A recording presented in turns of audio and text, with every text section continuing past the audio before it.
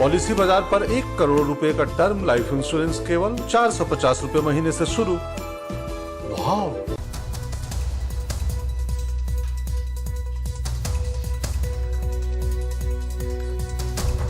नमस्कार, देश की बात में आपका स्वागत है। मैं हूं अखिलेश शर्मा। देश भर में पिछले 2 दिनों से भारत में आने वाले 39 अंतर्राष्ट्रीय हवाई यात्री कोविड पॉजिटिव पाए गए हैं। सूत्रों ने एनडीटीवी को यह जानकारी दी है। इस मामले में केंद्रीय स्वास्थ्य मंत्री मनसुख मंडाविया कल दिल्ली के इंदिरा गांधी अंतर्राष्ट्रीय हवाई अड्डे का दौरा करेंगे और वहां स्थिति का जायजा लेंगे। कोविड संक्रमण में उछाल के बाद नए प्रोटोकॉल के तहत कुल मिलाकर 6000 लोगों की रैंडम जांच की गई है। केंद्रीय स्वास्थ्य मंत्री कल रहेंगे एयरपोर्ट पर और इसको लेकर के आप जानते हैं कि मॉकड्रिल भी की गई थी और किस अस्पताल में क्या सुविधा है ये भी देखा गया है। कल कई गैप जो है वो पाए गए हैं और सूत्रों के अनुसार कोविड संक्रमण से देश में मृत्यु दर नहीं बढ़ेगी, ये एक महत्वपूर्ण जानकारी सूत्रों के हवाले से आई है। लेकिन मामले बढ़ेंगे, यानी संक्रमण फैल सकता है लेकिन मृत्यु दर नहीं बढ़ेगी, ये उम्मीद जताई है सूत्रों ने। भारत में अभी तक कोरोना के 220 वेरिएंट आ चुके हैं। इंटरनेशनल यात्रियों की बात करें तो 6000 लोगों में जांच की गई, जिसमें कि 39 लोग पॉजिटिव पाए गए हैं। ये जांच पिछले 2 दिनों में की गई है। कोविड के BF.7 स्ट्रेन का आइसोलेशन किया जा चुका है। इस वेरिएंट पर वैक्सीन का असर देखा जा रहा है। संक्रमण की दृष्टि से अगर माने तो जनवरी एक महत्वपूर्ण महीना है जिसमें सतर्कता और सावधानी बरतने की बेहद जरूरत है। अगले हफ्ते 6 देशों के लिए एयर सुविधा शुरू हो जाएगी, यानी चीन, जापान, दक्षिण कोरिया, सिंगापुर, हांगकांग और थाईलैंड से आने वाले यात्रियों को RT-PCR जांच करवाना जरूरी होगा। तो ये सारी जानकारी आ रही है कोरोना को लेकर और इसमें आप जानते हैं कि कई महत्वपूर्ण कदम पिछले दिनों भारत सरकार ने उठाए हैं। हमारे सहयोगी परिमल कुमार हमारे साथ फोन लाइन पर मौजूद हैं। परिमल, ये जो सतर्कता बरतने का फैसला किया गया है, कई मांग भी की जा रही थी कि जो यात्री आ रहे हैं, अंतर्राष्ट्रीय यात्री, खासतौर से चीन और उसके पड़ोसी देशों से इनकी जांच की जाए ताकि उन्हें वहीं पर अलग थलग करके उनका उपचार शुरू कर दिया जाए अगर उन्हें संक्रमण है तो, और इससे भारत में भी संक्रमण फैलने में रोकने में उससे मदद मिलेगी। निश्चित तौर पे, क्योंकि ये जरूर कहा गया है स्वास्थ्य मंत्रालय की तरफ से कि पैनिक होने की जरूरत नहीं है, लेकिन आशंका को खारिज नहीं किया गया है कि कोरोना की अगली लहर आ सकती है। इस पर सीधे तौर पे स्वास्थ्य मंत्रालय उसी तरीके से अलर्ट है जैसे अगर संक्रमण आ जाए तो उससे निपटने की क्या तैयारी होनी चाहिए। इसमें ये भी दलील दी गई है केंद्रीय स्वास्थ्य मंत्रालय से समय समय पर कि कोविड की अलग अलग लहरों में देखा गया है कि इसका एक ट्रेंड रहा है और 20 से 35 दिनों में आमतौर पर जो तीनों लहरें आई हैं उसमें अगर मामला चीन से शुरू होते हुए उसके बाद Korea, Japan, Europe, America, Brazil और तब साउथ एशिया में पहुंचता है, ये पूरा जो वक्त होता है वो 20 से 35 दिनों का होता है। यही बड़ी वजह है कि एहतियात बरती जा रही है।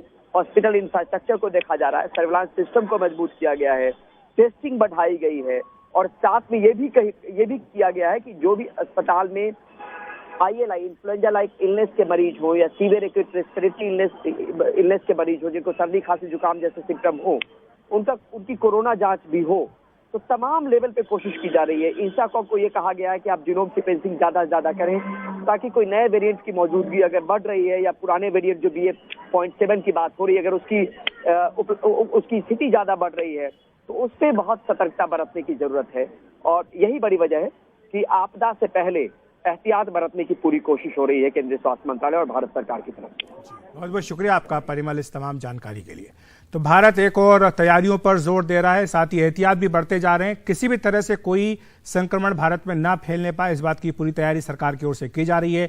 उच्च स्तरीय बैठक हो रही है, इसके साथ साथ अस्पतालों में मॉक ड्रिल किया जा रहा है और हमने देखा कि हवाई अड्डों पर भी इंतजाम खासतौर से किए जा रहे हैं। क्या ये सारे इंतजाम और एहतियात पर्याप्त होंगे? चर्चा करने के लिए हमारे साथ डॉक्टर चंद्रकांत लहारिया जी हैं, महामारी और स्वास्थ्य व्यवस्था विशेषज्ञ। इसके साथ ही हमारे साथ डॉक्टर राजेश पारिक, निदेशक मेडिकल रिसर्च, जसलोक अस्पताल मुंबई भी जुड़ रहे हैं। आप दोनों का बहुत बहुत स्वागत है एनडीटीवी इंडिया पर। सबसे पहले डॉक्टर लहारिया, मैं आपके पास ही आना चाहूंगा, क्या आप मानते हैं कि ये सारे उपाय पर्याप्त हैं भारत में? क्योंकि दूसरी लहर के समय भी यही सारी बातें की गई थी, लेकिन इसके बावजूद जो हुआ हमने देखा है। और अभी सूत्र ये भी कह रहे हैं कि भारत में चाहे मृत्यु दर न बढ़े लेकिन मामले बढ़ सकते हैं, यानी संक्रमण फैलने की संभावना अब भी बनी हुई है। हमें याद रखना होगा कि महामारी के समय में हर परिस्थिति पहली परिस्थिति से भिन्न होती है। खासतौर से पिछले 3 सालों में भारत में जो परिस्थिति आई, नेचुरल इन्फेक्शन के बाद लोगों की इम्यूनिटी बनी है। वैक्सीन्स जो नेचुरल इन्फेक्शन डेल्टा वेव के बाद लगी थी, तो उससे एक हाइब्रिड इम्यूनिटी बनी है जिसको काफ़ी बेहतर माना जा सकता है। भारत में एडल्ट पॉपुलेशन में 90% प्लस को बोथ शॉट्स मिल चुके हैं। भले ही बच्चों को वैक्सीन नहीं लगी, लेकिन जो सीरो सर्वे हुए उससे कहा कि बच्चों में भी इन्फेक्शन हो चुका है। तो भारत में जो परिस्थिति है वो प्रीवियस 3 वेव से पूरी तरह अलग है, हाइब्रिड इम्यूनिटी की स्थिति है। तो इसमें हम एपिडेमियोलॉजिकल एविडेंस कहता है कि गंभीर बीमारी होने की संभावना काफी कम है। जहां तक संक्रमण की बात आती है, तो संक्रमण तो जो चाइना में कोविड की लहर आई है उससे पहले भी भारत में था। हमारा टेस्टिंग कम हुआ है, तो उसकी वजह से हमें जो नंबर्स है वो कम आ रहे हैं, लेकिन संक्रमण भारत में है। एक मुख्य बात और है वेरिएंट से संबंधित, जो डिफरेंट वेरिएंट चाइना में अभी सर्च कर रहे हैं, वो सारे ओमिक्रॉन के सब लीनिएज हैं, अर्थात ओमिक्रॉन के डिफरेंट टाइप हैं, और ये भारत में पहले से ही मौजूद हैं। तो उतना ये नहीं कह सकते कि नया वेरिएंट आने वाला है। इन बातों को साथ में रखकर देखें तो जो फिलहाल तैयारी हो रही है उसको 2 स्तर पर देखना होगा। एक सरकारी या गवर्नमेंट को, एक जिम्मेदार गवर्नमेंट को क्या करना चाहिए, तो उसमें इंटरनेशनल एयरपोर्ट पर जो एक 2% के लिए सैंपलिंग की जा रही है, वो इस बात को स्वीकार करती है कि हमें सारे मरीजों को देखने की जरूरत नहीं है, उनमें से कुछ को देखेंगे, और मुख्य उद्देश्य जीनोमिक सर्वेलेंस है, जिसके आधार पर अगर उनमें क्लिनिकल सिम्टम क्या आ रहे हैं उसको पहचाना जाए, और कोई नया वेरिएंट तो साथ में नहीं आता उसको पहचाना जाए। इसका उद्देश्य सिर्फ नए संक्रमित लोगों को सबको रोकना नहीं है। उसका अगर ऐसा करना होता तो सारे 100% का हम टेस्टिंग करते, वो नहीं करते। तो जहां तक सरकार की तैयारियों की बात है, मैं अंत में कहूंगा सरकारी तैयारियों की बात है, ये बिल्कुल सही है। जो मीटिंग्स हो रही है नेशनल लेवल पर और स्टेट लेवल पर, वह उसके स्थिति पर नजर रखे हुए हैं, साथ में क्या किया जाना चाहिए उसकी तैयारी है, मॉक ड्रिल इत्यादि ठीक है। अंत में जो लोगों की बात है, लोगों को लिए फिलहाल कुछ नहीं बदला है, क्योंकि लोग अगर आप वैक्सीनेटेड हैं, अगर आपने तो आपको इतनी चिंता करने की जरूरत नहीं है। अगर जिनको बूस्टर डोज के लिए एलिजिबल हैं, फिलहाल जो एविडेंस हैं वो कहते हैं कि चाइना में सर्ज की वजह से भारत में कोविड की 4थी लहर आने की संभावना काफी कम है, लेकिन फिर भी तैयारी करते रहना चाहिए, और जो हो रहा है वो काफी है। जी, तैयारियां करते रहना चाहिए, जो हो रहा है काफी। लेकिन डॉक्टर पारिक, जो मॉक ड्रिल कल हुई उसमें कई जगह जो त्रुटियां पाई गई, जैसे कई जगह पर जो थे ऑक्सीजन के जो प्लांट्स थे वो काम नहीं कर रहे थे, कई जगह पर जो डॉक्टर्स की कमी और दवाइयों की कमी एक तरह से देखने को आई। ये सब क्या बताता है कि क्या इस सब इतनी बड़ी महामारी के बावजूद भी हम लोग अभी तक चेते नहीं हैं? हमारे सरकारी स्तर पर कई जगह खामियां अब भी बनी हुई है। देखिए, इसीलिए तो हमको मॉक ड्रिल करना पड़ता है। मॉक ड्रिल का पर्पस ये होता है कि कहीं ना कहीं कुछ न कुछ कमी दिखेगी, लेकिन बहुत सारी जगहों में हमारी स्ट्रेंथ्स भी दिखेंगी, और जिधर हम देखेंगे कि थोड़ी कमी है, जैसे आपने बताया ऑक्सीजन फैक्ट्री में कुछ प्रॉब्लम होगा, तो हमको फिक्स करना चाहिए। लेकिन देखिए, अभी तक जो भी बताया है वो बिल्कुल सही है, लेकिन एक चीज हमको नहीं भूलनी चाहिए कि हमेशा हम ये वायरस के पीछे 1 या 2 कदम पीछे रहते हैं। वायरस हमेशा हमारे आगे है, वायरस करता है, उससे हम सीखते हैं। अभी ये भी सच है कि ज्यादा करके वायरस के जैसे वेरिएंट्स आते हैं, वो उनकी स्ट्रेंथ कम होती जाती है, वो वीकर होते हैं। और देखिए, हमको ये भी नहीं भूलना चाहिए कि 100 साल पहले जो इन्फ्लुएंजा पैंडेमिक हुई थी, जिसमें 10 करोड़ लोगों की मृत्यु हुई थी, पूरी दुनिया में फैल गया था, उसके आज भी 100 साल बाद 2 वेरिएंट है जिससे इन्फ्लुएंजा होता है, और हर साल करीब 6 लाख लोगों की मृत्यु होती है। हम उसके बारे में बात नहीं करते क्योंकि ये तो चालू ही है। तो वेरिएंट ज्यादा करके वीक होते हैं, लेकिन उसके ऊपर हमको पूरा भरोसा नहीं रखना चाहिए। कभी भी वेरिएंट में नया म्यूटेशन आ सकता है, और अगर वो म्यूटेशन आया जिससे इन्फेक्शन भी बढ़ेगा और सीरियसनेस भी बढ़ेगा, तो फिर खतरे की बात है। इसीलिए हमको ये सब मॉक ड्रिल्स और सब तैयारी करने की बहुत ही जरूरत है।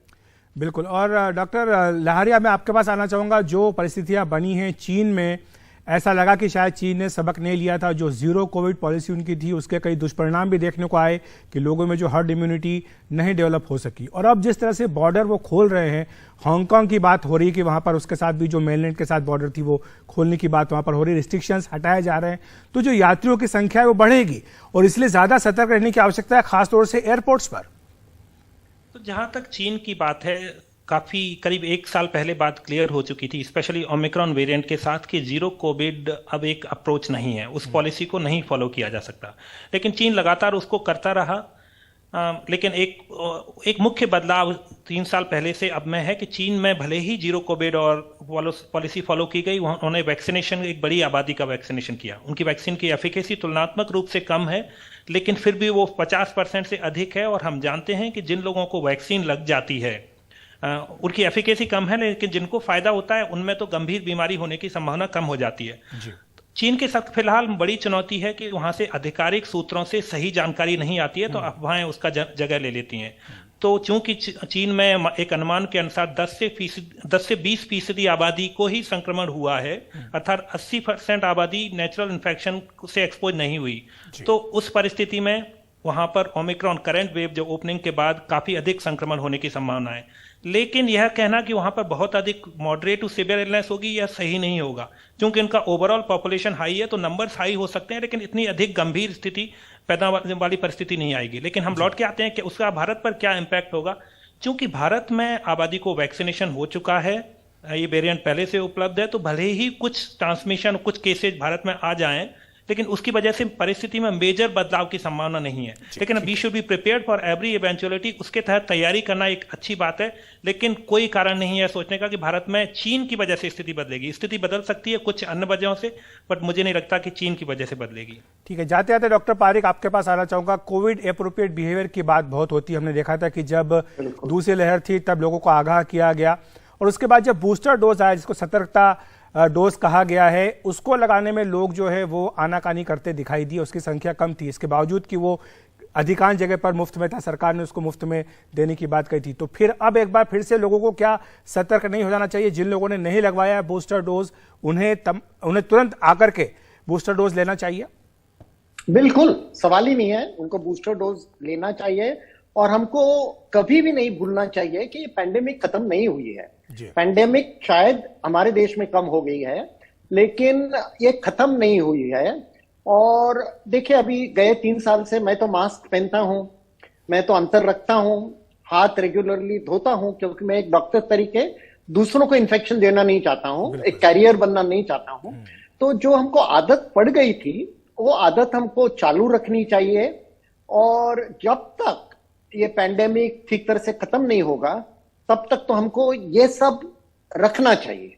तो सबको यही मैसेज देना चाहता हूं कि कोविड अप्रोप्रिएट बिहेवियर चालू रखना जरूरी है, और बूस्टर तो लेना बहुत ही जरूरी है। जी, बहुत बहुत शुक्रिया आपका। और डॉक्टर लहारिया, आपका ही बहुत बहुत धन्यवाद हमारे साथ जुड़ने के लिए, विस्तार से समझाने के लिए कि क्या हालात है और हालात से निपटने के लिए क्या क्या कदम उठाए जा रहे हैं। वक्त एक ब्रेक का, ब्रेक के बाद बताएंगे घर के कामकाज में मदद करने वालों के प्रति हम कई बार क्यों हो जाते हैं क्रूर।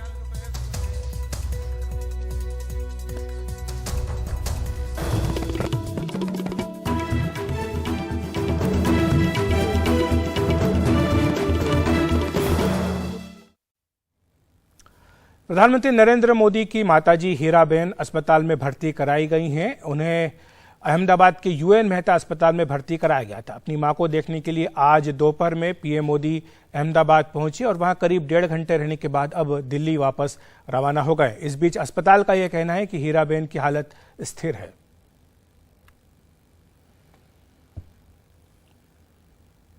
हमारे सहयोगी सोहित मिश्रा हमारे साथ अहमदाबाद से जुड़ रहे हैं इस खबर पर अधिक चर्चा करने के लिए। सोहित, अभी अस्पताल की ओर से क्या कहना है, क्या स्थिति है? अखिलेश जी, देखिए, अस्पताल की ओर से जो अगला हेल्थ बुलेटिन होगा वो 7 बजे के करीब आएगा। इससे पहले जो सुबह हेल्थ बुलेटिन दिया गया था, इसी UN Mehta institute of cardiology and research centre की ओर से, जहां पर प्रधानमंत्री की माताजी का इलाज चल रहा है, उसमें ज़्यादा जानकारी नहीं दी गई, लेकिन केवल ये कहा गया कि उन्हें यहाँ पर एडमिट किया गया है और उनकी हालत स्थिर है, स्टेबल है, हेल्थ कंडीशन स्टेबल है। अब ये उम्मीद लगाई जा रही है कि जब 7 बजे नई जानकारी आएगी सामने, जब नया हेल्थ बुलेटिन आएगा, तब शायद उसमें और जानकारी मिले। जो बीजेपी के ही यहाँ पर जो नेता हैं, उनसे जब बातचीत हुई है, उनका ये कहना है कि क्योंकि उनकी उम्र बढ़ गई है, तब कई सारी परेशानियाँ हैं, उसके वजह से उन्हें यहाँ पर एडमिट किया गया, लेकिन अभी उनकी हालत स्थिर बताई जा रही है। और इसलिए प्रधानमंत्री जो यहाँ पर 4 बजे पहुँचे थे, लगभग 1.5 घंटे तक वो इस अस्पताल में मौजूद थे, जहाँ पर उन्होंने अपने परिवार वालों से बात की। जो ट्रीटिंग डॉक्टर्स हैं, जो इनका इलाज कर रही हैं, उनसे भी उन्होंने बातचीत की और उनसे चर्चा की। और ये भी जो बीजेपी के ही नेता हमें बता रहे थे, उन्होंने ये बताया कि हीराबाद से मिलने वो अकेले गए थे, उनके साथ कोई मौजूद नहीं था, केवल ट्रीटिंग डॉक्टर्स और प्रधानमंत्री मोदी वहाँ पर मौजूद थे। तो लगभग 90 मिनट का समय उन्होंने इस अस्पताल में बिताया, जिसके बाद एक बार फिर से वो दिल्ली के लिए रवाना हो चुके हैं। अब जब 7 बजे हेल्थ बुलेटिन आएगा तब इसमें और जानकारी मिल पाएगी कि क्या वजह रही है, क्या ट्रीटमेंट दी जा रही है और कितने दिनों तक इन्हें अस्पताल में रखा जाएगा या फिर आगे किस तरह से जो इलाज है वो किया जाएगा। बहरहाल प्रधानमंत्री के अलावा गुजरात के मुख्यमंत्री हो, स्वास्थ्य मंत्री हो या और भी कई नेता हो, वो भी यहाँ पर पहुँचे हुए थे। जो परिवार के कुछ रिश्तेदार हैं वो भी अंदर मौजूद हैं। सुरक्षा बढ़ा दी गई है और ये उम्मीद जताई जा रही है कि अब से आधे घंटे बाद जब नई हेल्थ बुलेटिन आएगी तब उसमें और ज़्यादा जानकारी मिल पाएगी कि वजह क्या रही है इन्हें एडमिट करने की। जो पिछली हेल्थ बुलेटिन है वो मेरे पास है, जिसमें केवल यही लिखा गया है कि she has been admitted at the UN Mehta institute of cardiology and research centre in Ahmedabad and health condition is stable, यानी उन्हें यहाँ पर एडमिट किया गया है और उनकी हालत स्थिर बताई गई है। तो और भी जानकारी शायद डॉक्टरों की ओर से दी जाएगी, ये देखना अहम होगा कि इसमें क्या कुछ किया जाता है, क्या जानकारी दी जाती है। प्रधानमंत्री हाल ही में जब अहमदाबाद आए थे, जब क्योंकि वो वोटिंग के लिए जब दूसरे चरण में आए थे, तब भी उन्होंने अपने माताजी से वो मुलाकात की थी। उससे पहले आपको याद होगा कि जून महीने में जब उनकी 99 साल के हो गई थी, तब भी वो यहाँ पर आए हुए थे और तब भी कई तरह से यहाँ पर कई सारे इवेंट्स का भी प्लानिंग था, लेकिन सुबह ही प्रधानमंत्री पहुँचे थे, अपने माताजी से मुलाकात किए थे और फिर गुजरात के कई सारे प्रोजेक्ट्स का उन्हें शिलान्यास करना था, जिसके लिए वो दूसरे जगहों पर गुजरात में चले गए थे। लेकिन आज जैसे उन्हें जानकारी मिली वो 4 बजे के करीब इस अस्पताल में पहुँचे और लगभग 90 मिनट वो इस अस्पताल में मौजूद रहे। हमने देखा था सोहित की हीराबा जो है वो हमेशा सक्रिय रहती हैं, खासतौर से जब भी चुनाव होते हैं। अपनी उम्र के बावजूद भी बढ़ चढ़ करके उन्होंने मतदान में हिस्सा लिया है। इस साल जून में जब वो 99 वर्ष की हुई थी तब पीएम मोदी ने एक बहुत ही भावुक ब्लॉग लिखा था उनके बारे में, उनकी पूरी जीवन यात्रा के बारे में, कैसे पीएम मोदी को अपने जीवन में हर कदम पर उनकी माताजी का समर्थन मिला, उनका मार्गदर्शन मिला। और साथ ही साथ उन्होंने ये भी उसमें जिक्र किया था कि किस तरह से माताजी जो है वो पंचायत से लेकर के संसद के हर चुनाव में बढ़ चढ़ करके हिस्सेदारी करती हैं। और हाल ही में हमने उनकी तस्वीरें भी देखी थी, जब विधानसभा चुनाव हुआ था तब उन्होंने मतदान भी किया था। तो सक्रियता के बावजूद भी, चाहे शारीरिक रूप से हो चाहे मानसिक रूप से सक्रिय, और ये भी बताया गया सोहित की कभी अस्पताल में नहीं गई है, कमी इस तरह के मौके आए कि जब उनके अस्पताल में जाने की खबर आई हो। तो ऐसे में उनके जो परिचित हैं, जो उनके बीजेपी के जो कार्यकर्ता हैं, वो किस तरह से ले रहे हैं, क्योंकि हमने कुछ तस्वीरें ये भी देखी थी कि उनके स्वास्थ्य को लेकर के प्रार्थना भी की जा रही है। बिल्कुल, देखिए उनके स्वास्थ्य को लेकर कई जगहों पर प्रार्थना हो रही है। यहाँ पर कार्यकर्ता भी मौजूद थे, लेकिन क्योंकि प्रधानमंत्री आए हुए थे तो सुरक्षा बढ़ाई गई और अस्पताल है क्योंकि एम्बुलेंसेस कई सारी आती जाती हैं तो भीड़ यहाँ से कम की गई। ये बात आप बिल्कुल सही कह रहे हैं कि प्रधानमंत्री ने न केवल इसके ऊपर ब्लॉग लिखा था, लेकिन उस ब्लॉग में कई सारी तस्वीरें भी उन्होंने साझा की थी। रही बात हीराबा की, तो हीराबा के बारे में ये भी बताया गया था कि किस तरह से शुरुआत में क्योंकि कई सारी परेशानियाँ थी, पैसे नहीं थे, तो किस तरह से परिवार को उन्होंने संभाला था। 15-16 साल की उम्र में उनकी शादी हो गई थी। वो अपनी ही पढ़ाई के लिए फीस इकट्ठा नहीं कर पाई थी, लेकिन उन्होंने ये इंश्योर किया कि बाकी लोगों को पढ़ाएं और भी पैसा कमाने के लिए, क्योंकि उन्हें कई देसी नुस्खे पता थे तो वो इस्तेमाल करती थी। अगर उनके गांव में कोई इलाज करना होता था तब वो उनके पास पहुंचते थे। इस तरह की कई सारी जानकारियां दी गई थी। आज अभी हम देखेंगे कि जब से ये खबर आई है कि उनकी तबीयत खराब है, चाहे वो ट्विटर हो, सोशल मीडिया में कई सारे अलग अलग जगहों पर आप देखेंगे, न केवल राजनेता बल्कि अलग अलग क्षेत्र के लोगों ने भी उनके लिए प्रार्थना की है। उनकी जल्द से जल्द स्वास्थ्य होने के लिए ट्रीटमेंट की उन्होंने प्रार्थना की हुई है। यहाँ पर भी गुजरात में कई जगहों पर प्रार्थना की जा रही है, अलग अलग मंदिरों में। तो कहीं ना कहीं प्रधानमंत्री नरेंद्र मोदी अभी से नहीं, जब वो गुजरात के मुख्यमंत्री भी थे तब भी कोई बड़ी जीत होती थी या कुछ होता था। एक बार उन्होंने स्टेज पर जब अपने सभी गुरुओं को बुलाया था, जो उन्होंने वहाँ पर उन्हें धन्यवाद कहा था, उसमें सबसे पहले उनकी माँ को ही बिठाया था। उन्होंने ये साफ भी किया था कि सबसे पहली टीचर वही रही हैं उनके जीवन की। तो वो भी आप देखिए कि पहले से ही अपने माता जी के बारे में बताते हैं। और जो भी हेल्थ बुलेटिन आता है उसके बारे में अपडेट कीजिएगा, हम आपके पास आगे भी आते रहेंगे। बहरहाल तमाम जानकारी के लिए आपका बहुत बहुत शुक्रिया। अब बात करते हैं नोएडा की, जहां सेक्टर 120 में सेलियो काउंटी सोसाइटी में घर में काम करने वाली मेट के साथ मारपीट किए जाने का वीडियो सामने आया है। लिफ्ट में लगे कैमरे में शेफाली कौल नाम की एक महिला अपनी घरेलू सहायिका के साथ मारपीट करती दिख रही है। आरोप यह भी है कि इस लड़की को आरोपी महिला ने जबरन अपने घर में रखा हुआ था। घटना के बाद से ही महिला फरार है। पुलिस ने आरोपी महिला के खिलाफ मामला दर्ज कर छानबीन शुरू कर दी है। अनीता बताइए, कब से काम कर रही थी आप उसके यहाँ पे? अप्रैल से करती 14 अप्रैल से काम कर रही थी। 24 घंटे का 24 घंटे का वहीं रहती थी यहाँ? जी वहीं पर रहती थी। ठीक है, तो 24 घंटे से वहीं रह रही थी यहाँ? जी मुझे वहाँ पर रहे 10-15 दिन हुए तो उस दिन से मुझे मारना शुरू कर दिया था उन्होंने। हर रोज मुझे मारती थी, रात को 12-12 बजे तक बर्फ के पानी से नहलाती थी और छोटी छोटी बात पर हर रात मुझे मारती थी। चाकू से मारने की कोशिश की उन्होंने कई बार। मेरा गला भी दबा दिया था कई बार और मेरा दांत भी तोड़ दिया। दांत भी तोड़ दिया? जी दांत। गर्दन पे भी देखिए, थोड़ा गर्दन ऊपर करिए, देखिए गर्दन पे निशान है चोट के। तो ये चाकू मारा आपके? चाकू नहीं, नाखूनों के निशान है। नाखून से मारे? गला दबा रही थी? गला दबा रही थी मेरा। अच्छा, ये कान पे क्या किया आपके? चप्पल से मारा कानों पे। कान पे चप्पल से मारा? जी। तो 26 दिसंबर को आपने भागने की कोशिश की? जी भागने की कोशिश। मैंने गुड़ की पट्टी खा ली थी थोड़ी सी और बोली तो सुबह उठ तुझे तेरा मुंह गैस पे जला के ऊपर से फेंक दी, तुझे तब पता चलेगा दूसरे की चीज़ खाने पे। तभी मैंने ऊपर से फेंक दी कि धमकी दी। मेरे को डर गई थी रात में तो मैंने चुन्नी बांध के नीचे कूद गई थी। चुन्नी बांधी आपने? कितनी चुन्नी बांधी? वही गिनी नहीं तो चुन्नी 6-7 चुन्नी से नीचे। तो आप तीसरी मंजिल से नीचे कितनी? 4 मंजिल से नीचे कूदी। 4 मंजिल से आपने रस्सी बंधी और फिर वहां से नीचे कूदी।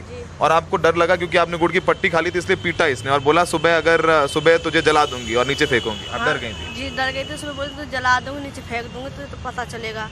तो मैं डर गई थी रात को ही। मेरे को तभी फेंकने की धमकी दी तो मैंने डर गई थी और मैं नीचे कूदने की रस्सी बना के। अच्छा, तो नाराजगी किस बात पे थी आपसे? क्या समस्या क्या थी उसकी आपसे? वो तो मुझे पता, हर छोटी छोटी बात पर टॉर्चर करती थी। खाना में बनाने लेट हो जाता तो उस बात पे, चाय बनाने 2 मिनट लेट हो जाता उसी बात पे गाली गलौज। चाय में लेट हो गई तो गाली गलौज, मारपीट, कुछ टाइम पर कोई चीज़ नहीं मिलती तो तब भी गाली गलौज देती थी। अब खाना जो झाड़ू मार कूड़ा रहेगा तो उसे लात घुसे मारती थी पीछे से। झाड़ू कूड़ा रह गया झाड़ू मारने में तो है। झाड़ू मारने बर्तन में थोड़ी गंदगी रहते तो पतीला उठा के सर पे मारते थे। फिलहाल अनीता आपके सामने है और इनकी जो चोटें हैं वो इनके साथ की गई यातनाओं की तस्वीर सबको बयां कर रही हैं। सहयोगी मनोज ठाकुर के साथ सौरभ शुक्ला, एनडीटीवी इंडिया। वक्त एक ब्रेक का। ब्रेक के बाद बताएंगे राहुल की सुरक्षा को लेकर कांग्रेस लगा रही है क्या आरोप। कुछ व्यवस्था दिख नहीं रही। राहुल जी और अन्य नेता खुद अपने हाथ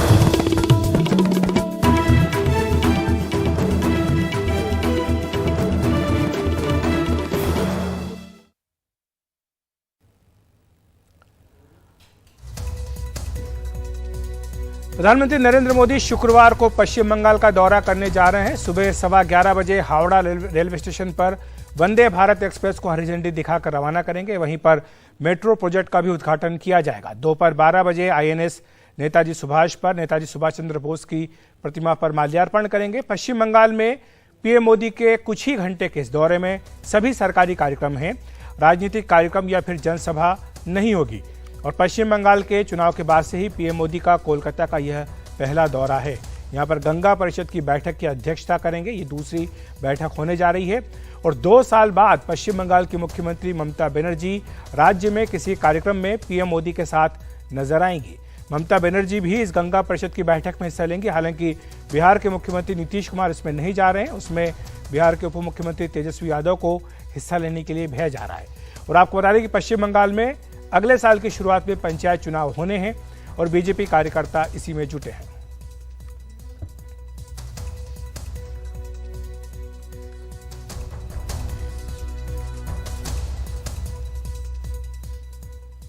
और कांग्रेस आज अपने 138 साल पूरे होने का समारोह मना रही है। इसी समय राहुल गांधी की भारत जोड़ो यात्रा भी चर्चा में है। अब पार्टी ने वीडियो जारी कर आरोप लगाया है कि दिल्ली में भारत जोड़ो यात्रा के दौरान सुरक्षा में चूक हुई है।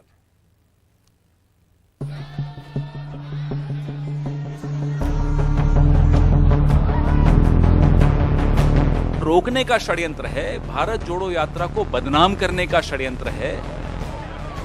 दिल्ली में कांग्रेस की भारत जोड़ो यात्रा, वीडियो में राहुल गांधी का सुरक्षा घेरा टूटता नजर आ रहा है।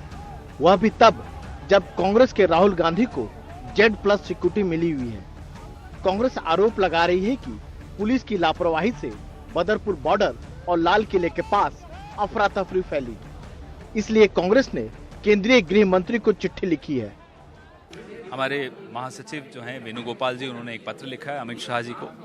उसमें 2-3 उदाहरण दिए हैं कि कैसे फरीदाबाद में हमारे कंटेनर्स में आईबी के लोग घुस रहे थे, रंगे हाथों पकड़े गए, एफआईआर हुई, कोई कार्रवाई नहीं हुई। फिर कैसे दिल्ली में भारत जोड़ो यात्रा जब आई तो कोई व्यवस्था नहीं दिखी, क्योंकि सरकार पिछले 3 महीने से लगातार षड्यंत्र रच रही है। इस यात्रा को या तो बदनाम करने का षड्यंत्र या यात्रा को रोकने का षड्यंत्र। तो इसलिए शक होता है सरकार की नीयत पर। सुरक्षा में कोई चूक हुई नहीं है न होने। उधर बीजेपी ने राहुल पर ही अपनी सुरक्षा को लेकर लापरवाह रहने का आरोप लगाया है। उसके मुताबिक सुरक्षा में कोई कोताही नहीं बरती गई। सुरक्षा में कोई चूक हुई नहीं है, न होने दी जाएगी। सवाल है जो लोग प्रोटेक्टी हैं उनको खुद भी नियमों का ध्यान रखना चाहिए। ऐसे इतनी यात्रा चली है, जितनी भी सुरक्षा दी जाती है वो उससे ज्यादा दी गई है, आगे भी ध्यान रखा जाएगा। इससे पहले कांग्रेस मुख्यालय में पार्टी का 138वां स्थापना दिवस समारोह मनाया गया। पार्टी अध्यक्ष मल्लिकार्जुन खड़गे ने झंडा फहराया, कहा कि राहुल की भारत जोड़ो यात्रा ने कांग्रेस के लिए संजीवनी का काम किया है। इससे बीजेपी घबरा गई है। भारत की मूल भावना पर लगातार प्रहार हो रहा है। नफरत की खाई देश भर में खुदी जा रही है। लोग महंगाई, बेरोजगारी से त्रस्त है, लेकिन सरकार को इसके बारे में कोई चिंता नहीं है। महंगाई, बेरोजगारी और नफरत के खिलाफ लड़ने के लिए अपने साथ लेकर चलना होगा। राहुल गांधी जी की भारत जोड़ो यात्रा में इसकी शुरुआत हो चुकी है। देश भर में फैल हमारे करोड़ों कार्यकर्ताओं को एक बार फिर से संजीवनी मिली है। अब 3 जनवरी से कांग्रेस की भारत जोड़ो यात्रा यूपी में प्रवेश करेगी, जहां हरियाणा होते हुए जम्मू कश्मीर जाएगी। यह सही है कि कांग्रेस पार्टी अपने सबसे बुरे दौर से गुजर रही है, लेकिन आगे का रास्ता भी यहीं से निकलेगा। नेताओं को आत्ममंथन करना होगा कि आखिर गलती कहां हुई और कैसे पिछली गलतियों से सबक लेकर आगे बढ़ना है। नई दिल्ली में कैमरामैन मुरसलीन के साथ राजीव रंजन, एनडीटीवी इंडिया। गृह मंत्री अमित शाह के हस्तक्षेप के बावजूद कर्नाटक महाराष्ट्र सीमा विवाद पर बयानबाजी बीजेपी शासित दोनों ही प्रदेशों में जारी है। दोनों तरफ से प्रस्ताव पारित किए जा रहे हैं। असर बेंगलुरु में भी दिखा, जहां महाराष्ट्र के नेताओं के पुतले जलाए गए। अब कांग्रेस सवाल पूछ रही है कि बीजेपी के नेता अमित शाह के बयान को गंभीरता से क्यों नहीं ले रहे। बेंगलुरु के मैसूर बैंक सर्कल पर महाराष्ट्र के मुख्यमंत्री एकनाथ शिंदे का पुतला दहन। बेलगावी पर महाराष्ट्र के दावे और इसके लिए प्रस्ताव पारित करने से कन्नड़ा संगठन नाराज है और हंगामा विधानसभा में भी हुआ। अपनी राजनीति चमकाने के लिए बयानबाजी करना और प्रस्ताव पारित करने की आदत है महाराष्ट्र की। हम अपने फैसले पर कायम हैं। कर्नाटका की 1 इंच जमीन भी नहीं देंगे। महाराष्ट्र में शिवसेना और बीजेपी गठबंधन की सरकार ने प्रस्ताव पारित किया। इससे पहले कर्नाटक की बीजेपी सरकार ने अपनी दावेदारी का प्रस्ताव विधानसभा में पास किया। इस पर कांग्रेस ने चुटकी ली, ट्वीट कर पूछा, क्या अमित शाह के बयान का कोई महत्व नहीं है? दोनों राज्यों के नेताओं की तरफ से हो रही बयानबाजी और सीमा विवाद की वजह से बढ़ते तनाव को देखते हुए गृह मंत्री अमित शाह ने 14 दिसंबर को उच्च स्तरीय बैठक भी की थी और दोनों राज्यों के मुख्यमंत्रियों को बयानबाजी से बचने के निर्देश दिए थे। जब तक सुप्रीम कोर्ट का इस बारे में निर्णय नहीं आता, कोई भी राज्य इसके बारे में एक दूसरे राज्य पर क्लेम या तो डिमांड जनरेट नहीं करेगा। इस चेतावनी के बावजूद दोनों राज्यों ने अलग अलग समय पर प्रस्ताव पारित किए और बयानबाजी का सिलसिला थमने का नाम नहीं ले रहा। बॉक्साइट की खान बेलगावी की अहमियत बढ़ाती है। कर्नाटक में बेलगावी बॉक्साइट का सबसे बड़ा उत्पादक है। महाराष्ट्र और कर्नाटक के बीच सीमा विवाद दशकों पुराना है, लेकिन चुनाव के वक्त मुद्दा गर्माता है। कर्नाटक में विधानसभा चुनाव नजदीक है, ऐसे में शोला एक बार फिर भड़काया गया है। बेलगावी से ब्यूरो इनपुट्स के साथ निहाल खिदवई, एनडीटीवी इंडिया।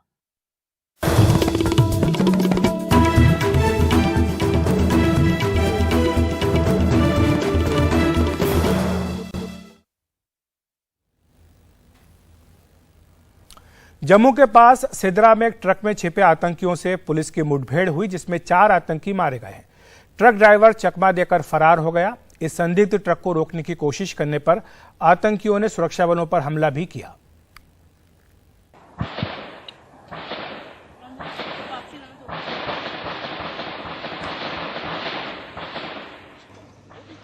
भारी तादाद में हथियारों से लैस आतंकवादियों को लेकर ट्रक जम्मू से श्रीनगर जा रहा था।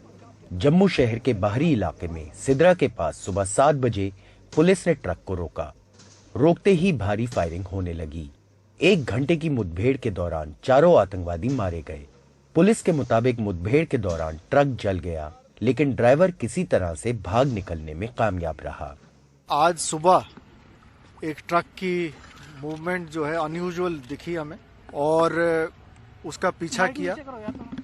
जब ये सिदरा नाके पे पहुंचे तो उसको रोका गया और ड्राइवर को नीचे बुलाया गया। ड्राइवर नेचर्स कॉल के बहाने नीचे गया और वहां से भाग खड़ा हुआ और उसके बाद ट्रक की तलाशी शुरू की गई। ट्रक के अंदर से जब तलाशी हो रही थी तो फायर आया, जिसका जवाब दिया गया। 4 आतंकी जो ट्रक में थे वो मारे गए हैं। 8 बड़े हथियार बरामद हुए हैं, जिसमें 7 AK-47 और 1 M4 राइफल बरामद हुआ है।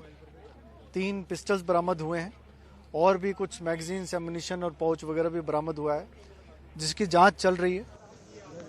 ऐसा माना जा रहा है कि मारे गए आतंकवादियों ने जम्मू में अंतर्राष्ट्रीय सीमा के जरिए घुसपैठ की। जब पुलिस ने ट्रक की जांच शुरू की तो अंदर छुपे आतंकवादियों ने सुरक्षा बलों पर फायरिंग की। जवाबी फायरिंग में कोई आतंकवादी नहीं बच सका। ट्रक ओनर अभी आइडेंटिफाई नहीं हुआ है, उसकी आइडेंटिफिकेशन का प्रोसेस जारी है। तो कहाँ का ऐसा ट्रक कुछ पता चला? ये अभी बताना मुश्किल है। तफ्तीश जब बढ़ेगी आगे तब ये आपको बता दिया जाएगा कि ट्रक कहाँ की थी, कहाँ से आई थी। करके आए हैं ऐसा जो पहले भी इस तरह का देखा गया? ये इन्फिल्ट्रेटिंग ग्रुप था या नहीं था ये कहना मुश्किल है, लेकिन इतना कहा जा सकता है कि ये जो गाड़ी है ये जम्मू से श्रीनगर की तरफ जा रही है। पिछले 2 साल में जम्मू में ये दूसरी बड़ी मुठभेड़ है, जब आतंकवादियों को ले जा रहे ट्रक से इतनी बड़ी संख्या में हथियार और गोला बारूद बरामद हुआ है। नवंबर 2020 में जम्मू के नगरोटा इलाके में एक ट्रक से जा रहे 4 आतंकवादी मारे गए थे और 11 AK राइफलें बरामद की गई थी। ट्रक में आग लग गई थी, लेकिन उस मामले में भी ट्रक ड्राइवर भागने में कामयाब रहा था।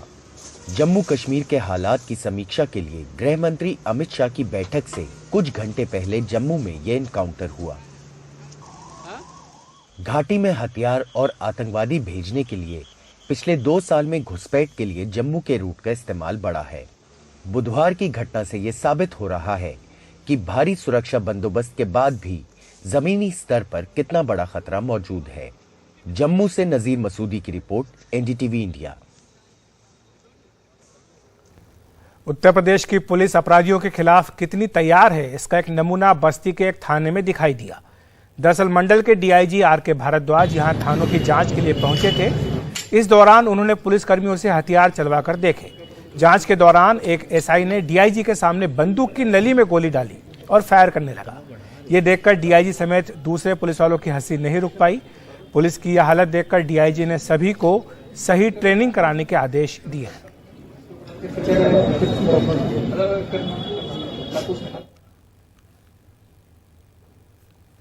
और देश की बात में इतना ही। नमस्कार।